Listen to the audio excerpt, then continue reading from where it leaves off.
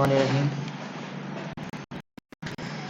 My name is Zain Maksud and today I will present the topic types of computers on the basis of sizes.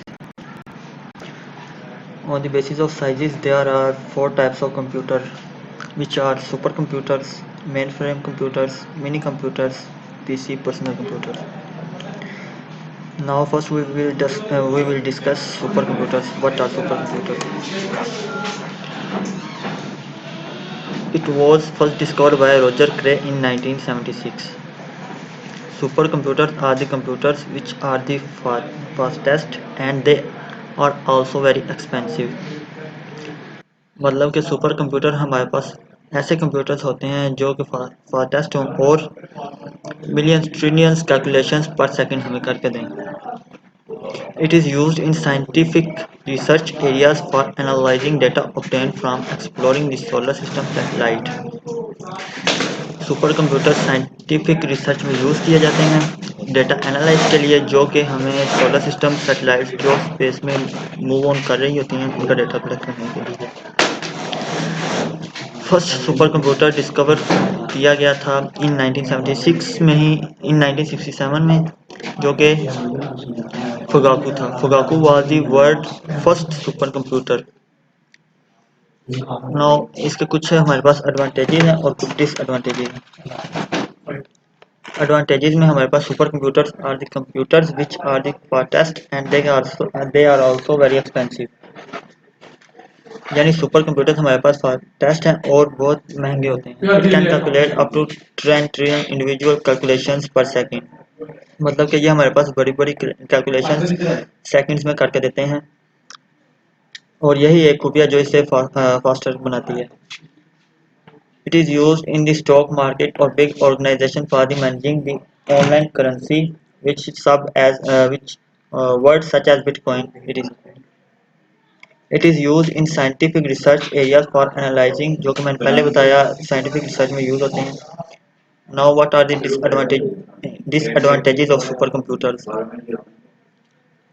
इनके disadvantages में ये इतने बड़े computer होते हैं कि पूरे पूरे रूम को कवर कर लेते हैं. It requires a lot of space to place supercomputer. For example, the Summit requires 5600 square feet of area. A supercomputer requires a lot of electricity to run. A supercomputer like Summit can consume energy equal to 5,000 houses. To do maintenance of supercomputer, it requires trained people. A normal computer technician cannot operate a supercomputer. इसका मतलब है हमें super computer को run out चलाने के लिए operator technician की ज़रूरत होती है. एक आम बंदा आम पर्सन इसका इस्तेमाल नहीं जान सकता ना कर सकता. They heat up quickly due to large number of processors and load on devices.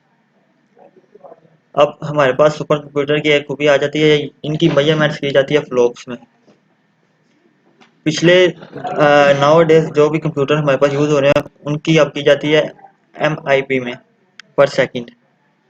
Next है हमारे पास main frame computers. Now what are main frame computers? Mainframe computers are designed in such a way that it can support hundreds or thousands of users at the same time. Mainframe computers हमारे पास ऐसे computers होते हैं जो एक time में हज़ारों से सैकड़ों लोगों को एक वक्त में इस्तेमाल के लिए इजाज़त देता है. It also supports multiple programs simultaneously. It has high storage capacity. इसकी स्टोरेज कैपेसिटी बहुत ज़्यादा होती है एंड ग्रेट परफॉर्मेंस और अच्छी परफॉर्मेंस करता है. It run smoothly for a long time and has a long life. इसकी यूज़ करने की मुद्दत काफ़ी ज़्यादा होती है. नाउ इसके भी हमारे पास भी कुछ एडवांटेजेस और डिसएडवांटेजेस हैं. फर्स्ट हमारे पास इसके एडवांटेजेस क्या हैं? It is also an expensive और कॉस्टली कंप्यूटर. ये भी सुपर कंप्यूटर की तरह महंगा और आम बंदा इसे नहीं खरीद सकता. बहुत महंगा होता है. It has high storage capacity and great performance. It can process a huge amount of data like data involved in the banking sector very quickly. It runs smoothly for a long time and has a long life. Now, what are the disadvantages of super mainframe computers? In starting a mainframe computer, it is difficult compared to a regular computer because of their large hardware components. The starting cost of mainframe computers is significantly higher. The hardware and the software used in the mainframe computer makes it expensive. There is also environmental constraints on which the mainframe computer should be placed. The temperature of the environment should not be too hot, otherwise it could up the system quickly. ये system hang कर सकता है क्योंकि ये भी एक पूरे पूरे कमरों की जगह ले लेते हैं जिसकी वजह से ये अगर एक दफ़ा हीटअप हो जाए तो इनको रन करने में मुश्किल पेश आती है। नेक्स्ट है हमारे पास mini computer. Now what are mini computer? Mini computer is a medium size multi processing computer. Mini computer एक medium size multi processing computer होते हैं। In this type of computer there are two or more processor. इनमें एक या दो से ज़्यादा processor इस्तेमाल किए जाते हैं। And it supports 4 to 200 users और ये 4 से 200 यूजर्स को एट अ टाइम हैंडल करता है। Because of its low weight, इसका वजन कम होने के बायस it is easy to carry anywhere, ये कहीं भी ले जाया जा सकता है। लेस एक्सपेंसिव, ये less expensive than a main frame computer. Now advantages of mini computers are, इसका वजन बहुत कम होता है, its weight is too low. इसके वजन कम होने के सबब इसको हम कहीं भी ले जा सकते हैं। Because of its low weight it is easy to carry anywhere. Less expensive होता है दैन मेन फ्रेम कंप्यूटर से, इट इज फास्ट, ये भी तेज होता है।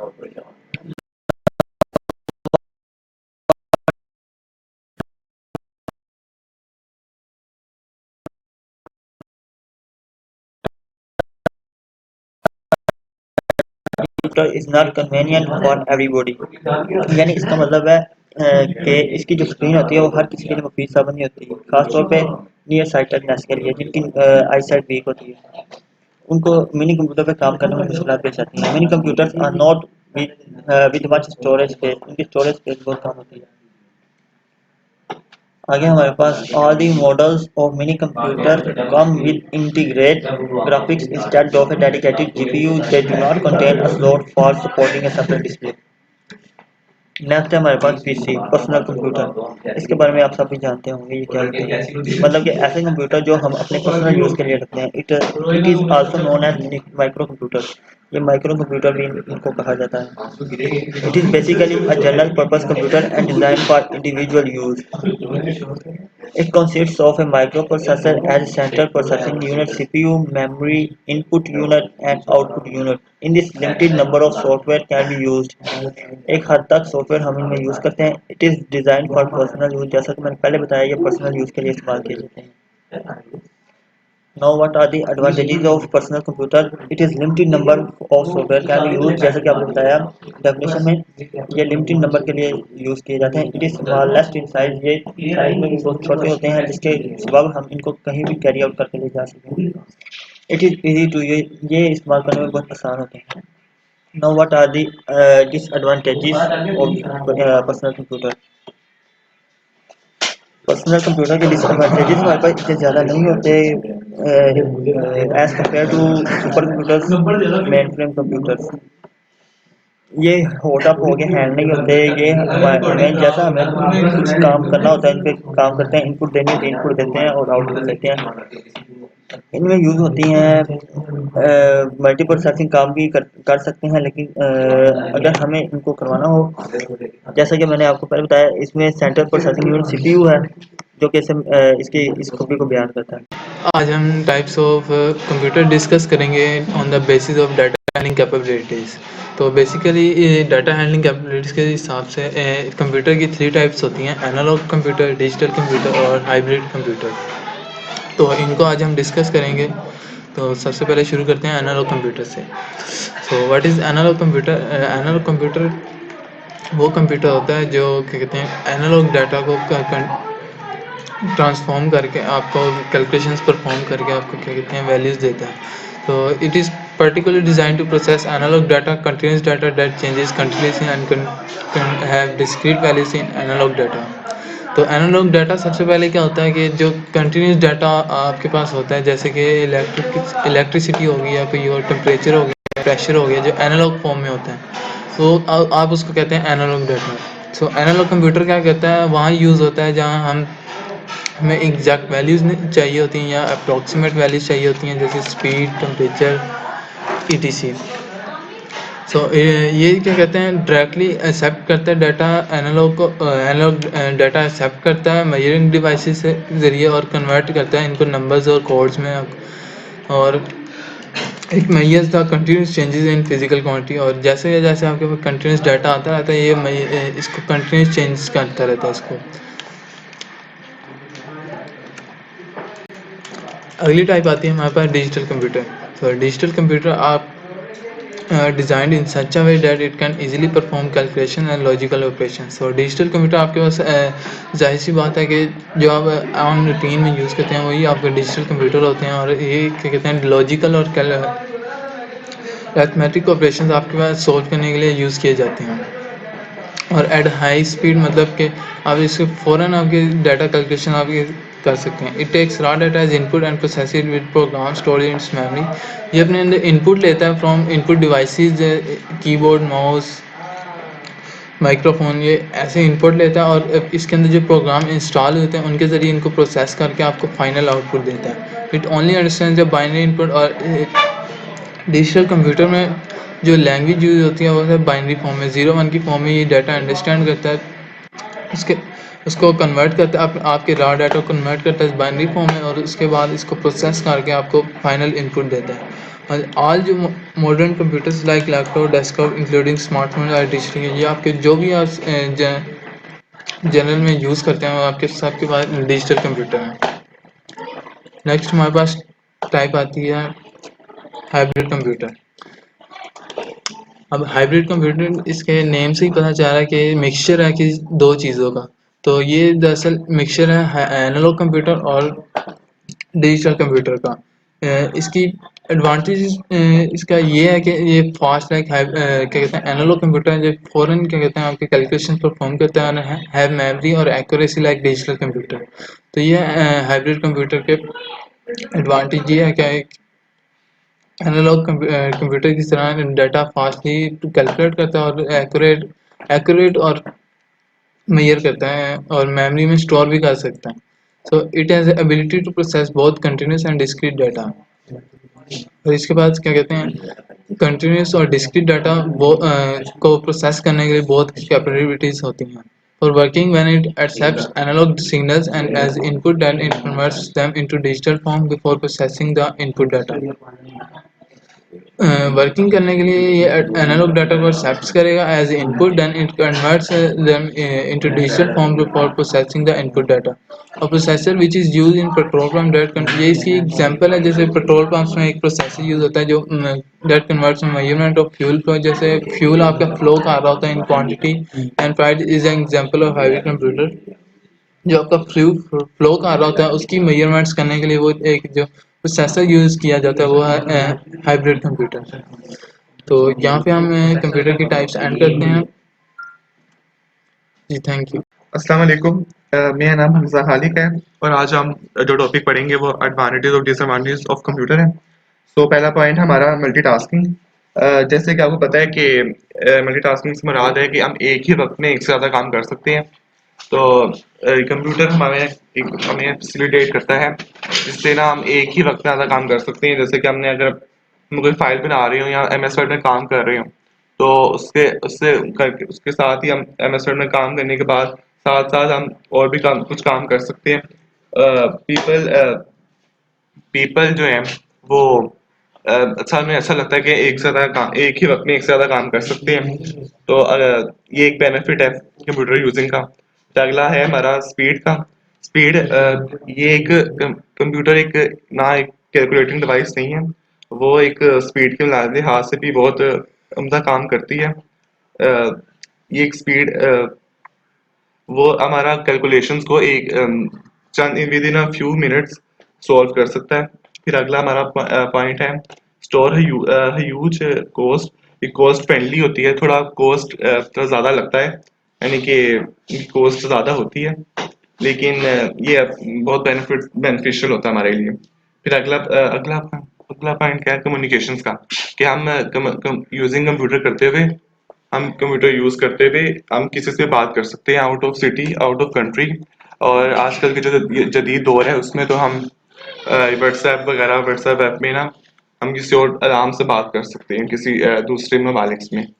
फिर अगला हमारा ये रिड्यूस वर्क लोड, वो वर्क को लोड में कम करता है। रिड्यूस वर्क का हमारा अगर ज़्यादा काम हो तो हमें ना विद इन फ्यू मिनट्स या विद इन सेकंड्स में कम कर देता है। रिलायबिलिटी, रिलायबिलिटी मतलब कि हम कहीं भी कंप्यूटर को ले जा सकते हैं। मतलब कि हमें कोई अगर ऑफिस काम है तो हम ऑफिस में भी लेके जा सकते हैं, अगर घर में काम है तो हम घर में भी आराम से हमने कंप्यूटर ओपन किया और उसमें यूज़ करना शुरू कर दिया। तो ये हमारे लिए ये भी एक बेनिफिशियल हो गया। फिर स्टोरेज, स्टोरेज में हम बहुत सी स्टोरेज होती हैं, स्टोरेज में हम स्टोर कर सकते हैं कंप्यूटर के अपना काम को, फाइल वगैरह को। तो ये भी एक बेनिफिट है। फिर अगला हमारा आ गया डिसएडवांटेजेस ऑफ कंप्यूटर। पहला हमारा है हमारा virus of and hacking attacks. जैसे कि अगर हम फाइल हम कंप्यूटर यूज कर रहे हैं, उसमें अगर हम अपीयर हो जाए, फाइल अपीयर हो जाए वायरस की के स्कैम आ जाए, तो हमें माइंडफुल होना चाहिए कि ना इसको हम ओपन ना कर दें। ठीक है, ये अगला। फिर अगला है रिडक्शन इन एम्प्लॉयमेंट अपॉर्चुनिटी। वो इससे अगर हम जैसा आपको पता ही है कि आजकल के दौर में कोर्सेज वगैरह आ गए हैं, तो इस वजह से ना अगर हम वो एम्प्लॉय करते हैं तो हमें ये नहीं करना पड़ता कि हम ऑफिस जाएं और ऑफिस में काम करें, ये 9 to 5 जॉब करें। वो हमारी कम हो जाती है, उसकी अपॉर्चुनिटी कम हो जाती है हमारे पास। फिर आ गया डिस्ट्रैक्शंस एंड डिस्ट्रप्शन। वो इससे ना हमें ये मतलब होता है कि अगर हम कोई काम कर रहे हों कंप्यूटर में या फ़ोन वगैरह में या दूसरे कंप्यूटर्स में, उसमें अगर हमें कोई नोटिफिकेशंस आ जाए तो हमारा जो अटेंशन स्पैन है ना वो कम हो जाता है। यानी कि हम उस पर वीडियो नोटिफिकेशन ओपन कर लेते हैं, यूट्यूब वीडियोस खोल लेते हैं। इस वजह से ना हमारा ना वो हो जाता है, कम हो जाता है, हम कंसंट्रेट नहीं कर पाते ज़्यादा देर तक। तो इस वजह से ये भी एक डिसएडवांटेज हुआ। और हेल्थ प्रॉब्लम्स यानी कि अगर हम 1-2 घंटे मुसलसल या सुबह से शाम तक 9 to 5 काम करते हैं कंप्यूटर पे, तो हमारे पे ना हमारे हेल्थ प्रॉब्लम्स भी शुरू हो जाएंगी। तो वो ना हेल्थ प्रॉब्लम भी शुरू हो जाएंगी, यानी कि हमारे बैकबोन, आइज में भी आइज प्रॉब्लम्स वगैरह और कुछ भी। तो ये भी एक ना बहुत डिसमेरिट हुआ हमारा कंप्यूटर यूज करते हुए। अस्सलाम वालेकुम, my name is Mohammad Usman Iqbal और आज का हमारा टॉपिक है computer generations. So there are total 5 generations of computer. Computer की टोटल 5 जनरेशंस होती हैं। First generation vacuum tubes, second generation transistors, third generation integrated circuits, fourth generation micro processor और fifth generation artificial intelligence है। तो सबसे पहले हम देखते हैं फर्स्ट जनरेशन के कंप्यूटर्स को। जैसा कि आप जानते हैं पहले ज़माने में कंप्यूटर्स बहुत बड़े हुआ करते थे और उनके अंदर जो मेमोरी प्रोसेसिंग के लिए और उनकी प्रोसेसिंग के लिए और मेमोरी स्टोरेज के लिए जो कंपोनेंट्स यूज़ होते थे वो भी बहुत बड़े होते थे। तो वक्तन बवक्तन जैसे जैसे वो कंपोनेंट्स का साइज़ छोटा होता गया वैसे वैसे कंप्यूटर्स का साइज़ भी छोटे से छोटा होता गया। तो हम बात करेंगे फर्स्ट जनरेशन के कंप्यूटर्स में जिनके अंदर वैक्यूम ट्यूब्स यूज़ हुई थी एज अ मेमोरी स्टोरेज के लिए और एज अ प्रोसेसर के लिए भी वैक्यूम ट्यूब्स का यूज़ किया गया था। वैक्यूम ट्यूब्स बहुत ज़्यादा एक्सपेंसिव होती थी और ये बहुत जल्दी बहुत ज़्यादा गर्म हो जाती थी और जल जाती थी। तो इसलिए जो फर्स्ट जनरेशन के कंप्यूटर्स है वो ज़्यादा रिलायबल नहीं थे। तो उसके बाद ENIC एक electronic numerical integrated and calculator, ये जॉन विलियम मैकले और जॉन एकर्ड ने 1942 में एक कंप्यूटर बनाया जो साइज में ही बहुत बड़ा था और बहुत हैवी भी था और पर ये कंप्यूटर इनका कामयाब नहीं रहा। उसके बाद 1947 में UNIVAC universal automatic computer, Eckert and John William McClay और जॉन एकर्ट ने 1947 में यूनिवेक कंप्यूटर बनाया जिसका नाम दिया एकर्ट मैकले कंप्यूटर। ये उनकी फर्स्ट सक्सेसफुल मशीन थी और ये उन्होंने यूएस ब्यूरो ऑफ सेंसस में 1951 में भी रखी गई। जो यूनिवेक था ये बहुत साइंटिफिक और कमर्शियल एप्लीकेशंस दोनों के लिए यूज किया जा सकता था। तो अब हम बात करेंगे फर्स्ट जनरेशन के कंप्यूटर के एडवांटेजेस और डिसएडवांटेजेस की। तो सबसे पहले आते हैं एडवांटेजेस की तरफ। इसका पहला एडवांटेज ये है कि वैक्यूम ट्यूब टेक्नोलॉजी के इस्तेमाल ने हमें ये बता दिया था कि इलेक्ट्रॉनिक डिजिटल कंप्यूटर बनाना भी पॉसिबल है। और इसका दूसरा एडवांटेज ये था कि ये कंप्यूटर कोई किसी भी चीज़ की कैलकुलेशन को मिली सेकेंड्स में परफॉर्म कर सकता था। So as compare to advantages, इसके डिसएडवांटेजेस बहुत ज़्यादा थे। तो इसके डिसएडवांटेजेस की बात करते हैं। पहला इसका डिसएडवांटेज था वो ये था कि जो ये कंप्यूटर्स होते थे वो साइज में बहुत बड़े होते थे, इवन दो दो तीन तीन कंप्यूटर के जितने होते थे।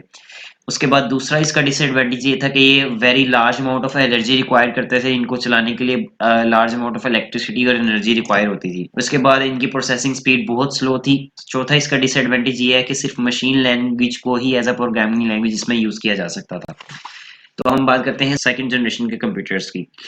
तो 1947 में विलियम शॉकले, जॉन बार्डिन और विलियम ब्रैटलिन ने ट्रांजिस्टर्स इन्वेंट किए। तो जो सेकंड जनरेशन के कंप्यूटर्स हैं उनमें जो मेजर चेंज आया वो ये था कि replacement of vacuum tubes with the transistors. Vacuum tubes को हमने ट्रांजिस्टर्स के साथ एक्सचेंज कर दिया था। जैसे कि ये साथ तस्वीर बनी हुई है। पहले जो फर्स्ट जनरेशन के कंप्यूटर है ये साइज में बहुत बड़े होते थे। जैसे ना कि इसने कम से कम एक कमरे की जगह घेरी हुई है। सो जो सेकंड जनरेशन का कंप्यूटर है वो देखें कि वो as compare to first generation, second generation में वो बहुत उसके बदले में कहीं ज़्यादा छोटा है। तो 1947 में ट्रांजिस्टर इन्वेंट हुए। तो इसने वक्तन बवक्तन इन्होंने साथ इस पे काम किया। तो जब इस पे ट्रांजिस्टर पे वर्किंग की तो इससे ये पता चला कि जो फंक्शंस वैक्यूम ट्यूब परफॉर्म करती है किसी भी कंप्यूटर में, वो सेम फंक्शन ट्रांजिस्टर्स भी परफॉर्म कर सकते हैं। और ट्रांजिस्टर्स वैक्यूम ट्यूब्स के बदले कहीं ज़्यादा छोटे, और ट्रांजिस्टर्स वैक्यूम ट्यूब के बदले कहीं ज़्यादा छोटे होते थे। 200 ट्रांजिस्टर्स को मिला के एक वैक्यूम ट्यूब बनती थी, और ये उससे कहीं ज़्यादा सस्ते भी थे। और ट्रांजिस्टर्स 40 टाइम्स फास्टर काम करते थे as compare to vacuum tubes. और जो सेकंड जनरेशन के कंप्यूटर्स थे उनमें सिर्फ मशीन लैंग्वेज को ही एज अ प्रोग्रामिंग लैंग्वेज नहीं यूज किया जाता था, बल्कि हाई लेवल लैंग्वेजेस भी जैसे कोबोल, बेसिक, पास्कल और असेंबली लैंग्वेजेस को भी सेकंड जनरेशन के कंप्यूटर्स में यूज किया जाता था। तो अब हम बात करते हैं advantages and disadvantages of second generation of computers. So सबसे पहले हम बात करते हैं एडवांटेजेस की। जो जैसा कि पहले मैंने आपको बताया कि 200 ट्रांजिस्टर्स को मिला के जब हम मिलाते थे तो एक वैक्यूम ट्यूब के जितना उसका साइज बनता था। तो ये साइज में बहुत छोटे होते थे। और ट्रांजिस्टर्स वैक्यूम ट्यूब्स के मुकाबले में बहुत सस्ते थे। ये 40 टाइम्स फास्टर वर्क करते थे as compare to vacuum tubes. और ये इनमें असेंबली लैंग्वेज को as a machine language use किया जाता था। और इसके डिसएडवांटेजेस ये थे कि स्टिल इसके लिए जैसे फर्स्ट जनरेशन में एक कूलिंग सिस्टम रिक्वायर्ड था, स्टिल सेकंड जनरेशन कंप्यूटर्स के लिए भी कूलिंग सिस्टम रिक्वायर्ड था, और इनके लिए कांस्टेंट मेंटेनेंस रिक्वायर्ड थी। और ये सिर्फ स्पेसिफिक पर्पसेस के लिए यूज किए जाते थे, और ये कॉस्टली भी थे और रिलायबल नहीं थे। जिसने फर्स्ट जनरेशन के कंप्यूटर्स भी कॉस्टली थे, उसी तरह सेकंड जनरेशन के कंप्यूटर्स भी बहुत कॉस्टली थे। सिर्फ बड़ी बड़ी ऑर्गेनाइजेशन ही इनको अफोर्ड कर सकती थी। और अब हम बात करते हैं थर्ड जनरेशन के कंप्यूटर्स जिनमें आया आईसीज, इंटीग्रेटेड सर्किट्स। तो जो आईसीज का कॉन्सेप्ट था वो जैक एसटी क्लेयर खिल्बी ने 1958 में बताया था। तो जो फर्स्ट आईसी था वो 1961 में इन्वेंट हुआ। और उसके बाद थर्ड जनरेशन के कंप्यूटर्स में जो मेजर चेंज आया था वो ट्रांजिस्टर्स को आईसीस के साथ चेंज कर दिया था। ये थर्ड जनरेशन में मेजर चेंज है। जैसा कि हम देख सकते हैं तस्वीर में, third generation computer as compare to first और सेकंड जनरेशन और ज्यादा छोटे हो गए। जैसा कि हम देख सकते हैं कि जो थर्ड जनरेशन के कंप्यूटर्स हैं वो एज कम्पेयर टू फर्स्ट और सेकंड जनरेशन बहुत बहुत छोटे हैं, जैसा कि तस्वीर में भी हम देख सकते हैं। तो इसकी वजह ये है क्योंकि जो आईसीस थे वो 1/4 स्क्वायर इंच के होते थे। एक आईसी 1/4 स्क्वायर इंच का होता था, और वो थाउजेंड्स ऑफ ट्रांजिस्टर्स को कंटेन करता था। उसके अंदर थाउजेंड्स ऑफ ट्रांजिस्टर्स होते थे। तो इस वजह से जो थर्ड जनरेशन के कंप्यूटर्स थे उनकी प्रोसेसिंग स्पीड भी ज़्यादा थी, उनकी वो कैलकुलेशंस भी ज़्यादा फास्ट कर सकते थे as compare to first and second generation of computers, क्योंकि ये ज़्यादा रिलायबल भी थे। तो इसके अंदर जो लैंग्वेजेस यूज हुई हैं वो फोरट्रॉन, कोबोल, पास्कल, बेसिक, अलगोल, ये सारी लैंग्वेजेस थर्ड जनरेशन के कंप्यूटर्स में यूज हुई हैं। तो हम बात करते हैं थर्ड जनरेशन के कंप्यूटर के एडवांटेजेस और डिसएडवांटेजेस की। सबसे पहले हम बात करते हैं एडवांटेजेस की। तो सबसे बड़ा एडवांटेज इसका ये था कि ये साइज में बहुत छोटे थे as compare to previous generations, और ये बहुत रिलायबल भी थे। इनको हम इजीली किसी भी जगह पे रख सकते थे। ये लेस एक्सपेंसिव थे, इसको हर आम बंदा अफोर्ड कर सकता था तकरीबन। और ये हाई लेवल लैंग्वेजेस के लिए यूज होते थे, और इनकी स्पीड और डाटा कैलकुलेशंस नैनो सेकंड्स में होती थी। और इसका एक एडवांटेज ये भी था कि इसकी स्पीड बहुत अच्छी थी, प्रोसेसिंग स्पीड बहुत अच्छी थी, और ये किसी भी कैलकुलेशन को नैनो सेकंड में परफॉर्म कर सकता था। और अब हम आते हैं इसके ड्रॉबैक्स की तरफ, डिसएडवांटेजेस की तरफ। सबसे पहला डिसएडवांटेज ये था कि एयर कंडीशनिंग स्टिल इसके लिए रिक्वायर्ड थी, जैसे कि फर्स्ट और सेकंड जनरेशन के लिए हमें कूलर्स या एयर कंडीशन रूम रिक्वायर्ड थे, इसी तरह हमें थर्ड जनरेशन में भी एयर कंडीशनिंग रिक्वायर्ड थी। और इसका दूसरा डिसएडवांटेज ये था कि आईसी चिप्स को बनाने के लिए बहुत हाईली सोफिस्टिकेटेड टेक्नोलॉजी रिक्वायर होती थी। तो अब हम आते हैं फोर्थ जनरेशन के कंप्यूटर्स की तरफ। Fourth generation micro processor, Ted Hoff ने 1971 में फर्स्ट माइक्रो प्रोसेसर इंटेल के लिए प्रोड्यूस किया और उसका नाम दिया इंटेल 4004। जो फोर्थ जनरेशन के कंप्यूटर्स थे उनके अंदर माइक्रो प्रोसेसर्स का यूज किया गया, जो जिनकी स्पीड बहुत ज्यादा तेज थी एज कम्पेयर टू आईसीस। और ये फोर्थ जनरेशन के कंप्यूटर्स बनाने के लिए एलएसआई यानी कि लार्ज स्केल इंटीग्रेटेड सर्किट्स को यूज किया गया। और जो फोर्थ जनरेशन कंप्यूटर्स में जो मेजर चेंज आया वो यही था कि माइक्रो प्रोसेसर की इन्वेंशन। माइक्रो प्रोसेसर्स इतने ज़्यादा यूज हुए कि ये फिर काफ़ी ज़्यादा इलेक्ट्रॉनिक डिवाइसेस में भी यूज होने लगे, क्योंकि इनकी प्रोसेसिंग स्पीड बहुत ज़्यादा थी और ये रिलायबल भी थे। इलेक्ट्रॉनिक डिवाइसेस जैसे कि रिस्ट वॉचेस में भी यूज होते थे, माइक्रोवेव ओवंस में भी यूज होते थे, इवन के गाड़ियों में भी माइक्रो प्रोसेसर्स यूज होते थे। और अब हम बात करते हैं एडवांटेजेस और डिसएडवांटेजेस की फोर्थ जनरेशन के कंप्यूटर्स की। तो जो इसके एडवांटेजेस थे वो ये था कि ये टोटली जनरल पर्पस के लिए यूज होते थे। लाइक हम कोई भी बंदा, हर आम बंदा इसको यूज कर सकता था किसी भी पर्पस के लिए, किसी भी जनरल पर्पस के लिए। और दूसरा एडवांटेज इसका ये था कि ये पोर्टेबल थे, चीपर थे, काफी सस्ते होते थे as compare to older versions like first second और थर्ड जनरेशन के कंप्यूटर्स के मुकाबले में ये सस्ते होते थे और ये रिलायबल भी थे। थर्ड इसका एडवांटेज ये है कि इसकी रिपेयरिंग के लिए इतना ज़्यादा टाइम नहीं चाहिए होता था और इसकी मेंटेनेंस के लिए इतनी ज़्यादा रकम भी कोई नहीं चाहिए होती थी। और फोर्थ का एडवांटेज ये है कि all types of high level languages can be use in this type of computers. Like बहुत ज़्यादा हाई लेवल लैंग्वेजेस जो थी वो भी हम फोर्थ जनरेशन के कंप्यूटर्स में यूज कर सकते हैं। लाइक फोर्थ जनरेशन के कंप्यूटर्स सी प्लस प्लस और डी बेस्ड जैसे हाई लेवल लैंग्वेजेस को भी इजीली चला सकती थी। तो हम बात करते हैं इसके डिसएडवांटेजेस की। तो इसका पहला डिसएडवांटेज ये है कि high quality and reliable system और technology can only make the ICs. के जो हाई क्वालिटी और रिलायबल सिस्टम थे सिर्फ वो ही आईसीज को बना सकते थे। इसका एक डिसएडवांटेज ये था कि स्टिल इसके लिए भी एक कूलर फैन रिक्वायर्ड होता था।